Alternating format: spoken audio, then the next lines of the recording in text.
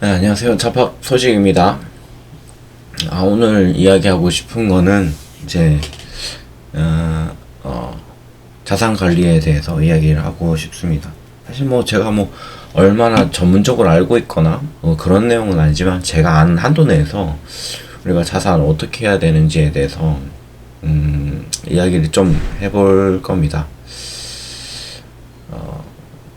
오늘은 약간 기독교적인 색채가 거의 없을 수도 있겠네요. 제가 아는 이야기를 이제 꺼내 놓을 거라서 여러분도 어떻게 하고 계시는지. 사실 지금 우리나라 상황이 지금 코스피 9천 갔다가 지금 5천까지 내려온 상황이잖아요. 이제 위기에 있는 사람들도 있고 여러 가지 어려운 사람들이 있는 것을 다 그렇죠, 알고 있습니다.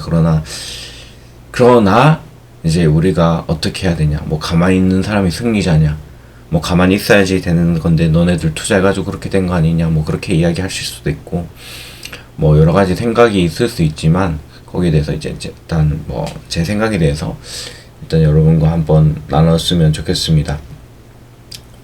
여러분 다들 투자를 하시는 분들 계시고 안 하시는 분도 계시고, 그러니까 사실 이 부분에 대해서 좀 먼저 다뤄야 되기는 하거든요. 이 예적금만으로는 부자가 될 수가 없는 이유가 있습니다. 일단은 실질적으로 이제 기준금리가 지금 현재 기준금리가 얼마나 되는지 모르겠지만 3%가 안 되는 걸로 알고 있거든요. 3%가 된다 쳐도 우리가 예적금을 넣을 때 이자를 받을 거 아니에요. 근데 3%가 거기서 이자 소득세를 15.4%를 떼거든요. 결국엔 3%가 안 되는 거죠. 저희가 이제 예적금에 넣는 이제 금액에 대해서 만약에 1,000만 원을 넣는다 그러면 이제 3만 원에 3만 원이 맞나요? 1,000만 원이다. 10%는 100만 원이다. 1%는 10만 원이다. 30만 원. 1,000만 원 넣으면 30만 원 되겠네. 근데 거기서 15.4%를 떼겠죠. 15.4%, 30만 원에 15.4%를 떼겠죠. 거기서 3,000원, 4,000원, 3만 원 정도? 3만 원, 3만 5천 원, 그 정도 선이 되겠죠. 정확하게는 계산이 안 돼가지고. 제가 계산 좀 느립니다. 근데 이제 그것은 이제 안 되죠. 왜냐하면 왜 3% 넘겨야 되냐? 3% 넘겨야 되냐? 이제 물가 상승률 매년 3%씩 성장하고 있어요. 그럼 물가 상승률 3% 성장하면은 제가 버는 월급보다 3% 더 많이 벌어야 된다는 거거든요. 결국에는 우리 구매력이 계속해서 하락하고 있다라는 사실인 거죠. 우리가 계속 매년 돈을 버는 데 있어도 화폐 가치는 매년 3%씩 하락하고 있는 거예요. 결국에는 기준금리가 10%가 15%가 된다 그러면은 상관이 없겠죠. 그런데 보통 그렇지 않죠. 요즘 기준금리가 그 정도 되는 걸 볼 수가 없으니까 그런 시대는 이미 지났고 7, 80년도에는 그랬지만 지금은 현재는 그렇지 않죠. 근데 물가는 계속해서 이것보다 많이 상승할 때도 있고 이것보다 적게 상승할 때도 있겠지만 보통 평균 3%를 지난 10년간 계속해서 올라왔던 거죠. 그러면 우리는 어떻게 수익을 내야 될까? 사실 직장인들은 계속 근로만 해서 이제 나오는 수익들이 있을 거 아니에요. 근데 보통 부자들은 제가 많이 경험한 건 아니지만 봤을 때는 사업을 했다거나 어떤 투자를 해서 자본소득을 이뤄낸 사람들이 있는 거죠.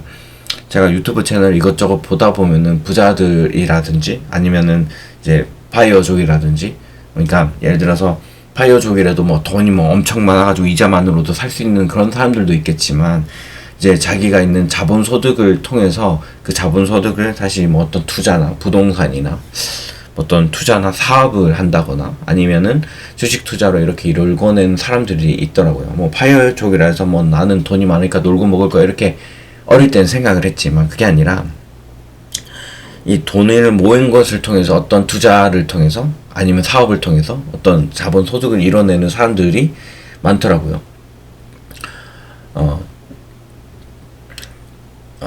그래서 그 한 예를 들면은 부동산을 먼저 예를 들면 부동산 가치에 대해서 월세를 보통 얼마 받는지 아세요? 이미 여기 정답이 나와 있지만 보통 5%를 받습니다. 연. 만약에 10억의 가치가 있는 건물이 있으면 연 5%를 받습니다. 연으로 따지면 5%면은 10%면은 1억이겠죠? 거기에 이제 5%면은 반에서 5천만 원이겠죠. 그러니까 월세가 5천만 원이 연에 들어오는 거야. 그러면 제 월세가 5천을 12로 나누면은 얼마가 들어올까요? 5천을 12로 나누면 대충 416만원 정도가 매달 나오는 거겠죠. 10억의 건물을 투자하고는 매달 400만원의 이득이 나오는 거죠. 물론 세금을 계산을 안 한 겁니다.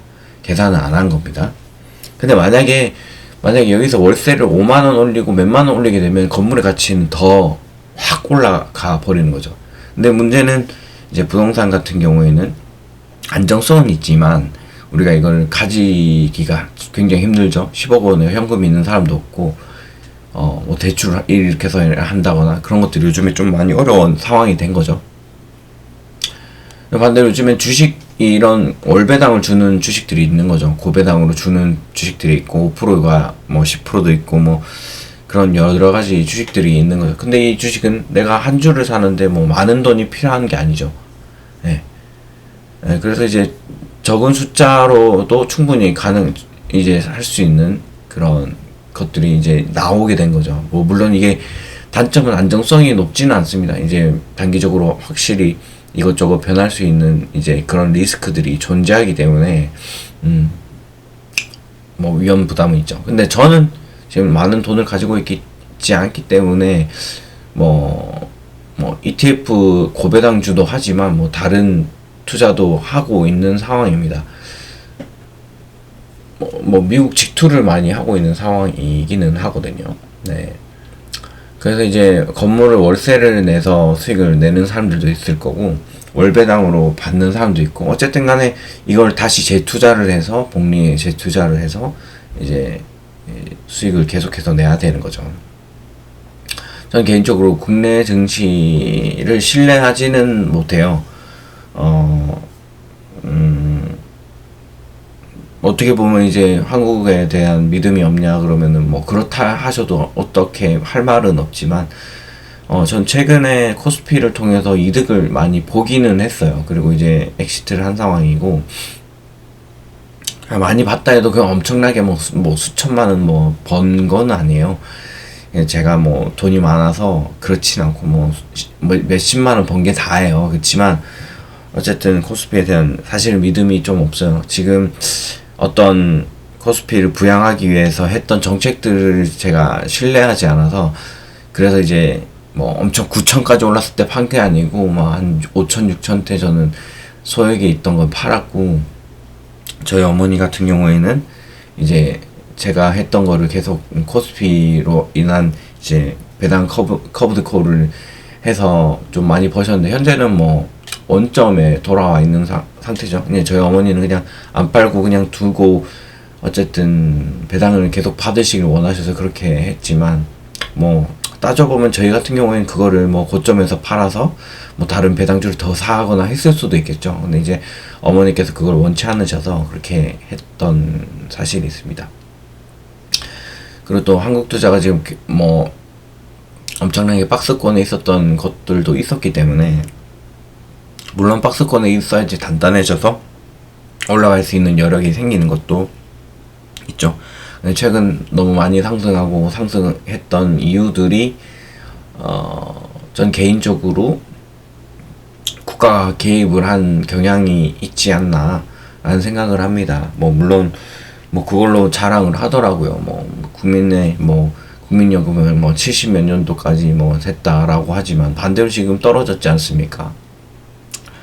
뭐 이거에 대한 책임을 누가 지는지 모르겠지만 어쨌든 간에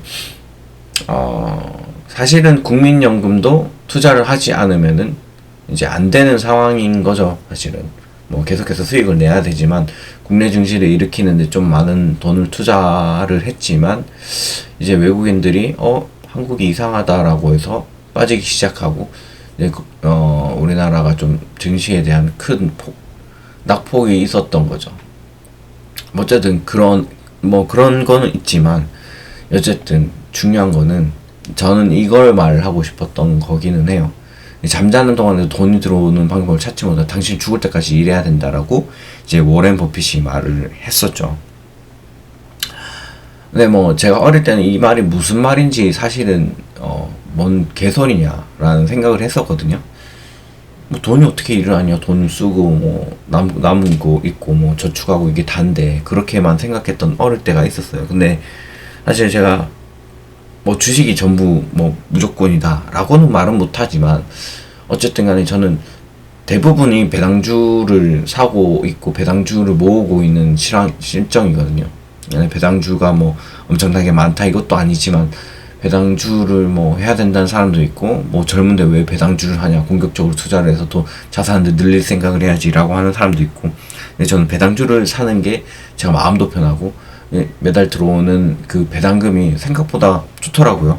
네, 그러다 보니까 배당주만 모으게 됐고, 뭐 공격적으로 투자하는 부분도 사실은 되게 뭐 한 10% 정도 있기는 합니다. 하지만 이 돈이 일한다라는 것에 확실하게 이제 느껴져 온 것은 이제 배당주를 투자를 했던 것이더라고요.